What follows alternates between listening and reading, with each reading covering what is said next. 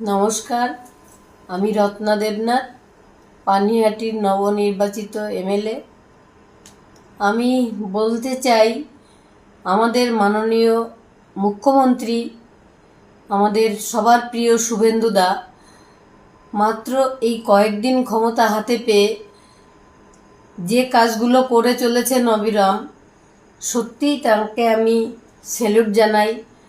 আমি প্রণাম জানাই মাসিমাকে, তিনি রত্নগর্ভা।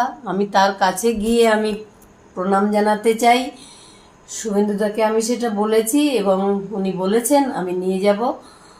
আর শুভেন্দুদা সত্যি, আমি কোনোদিন রাজনীতিতে আসতে চাইনি।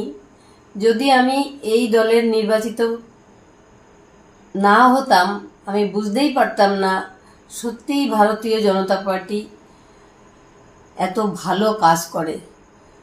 এই সরকার আমাদের যদি আগে থেকে থাকতো, হয়তো আমি মেয়েকে হারাতাম না। মেয়েটা আমার সাথে থাকতো এবং আপনারা একজন ভালো ডাক্তারের তার যে কঠোর পরিশ্রম দ্বারা যে ডাক্তারিটা সে শিখেছিল, সেই সেবাটা আপনারা পেতেন। সেটা থেকে আপনারাও বঞ্চিত হয়েছেন। তো যাই হোক, শুভেন্দুদাকে আমি সত্যি প্রণাম জানাই যে এত তাড়াতাড়ি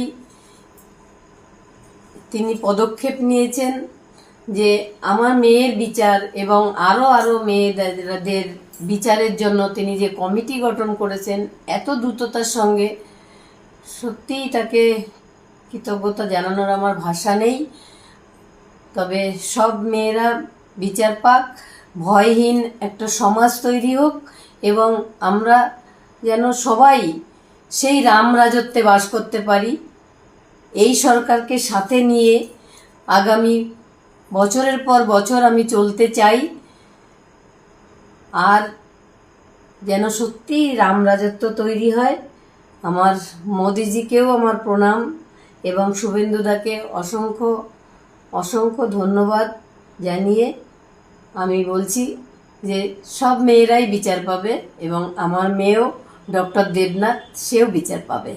নমস্কার, সবাই ভালো থাকবেন এবং সবাই হাসি খুশি থাকবেন এবং সবার শুভ বুদ্ধি হোক, শুভ সংস্কার হোক সবার,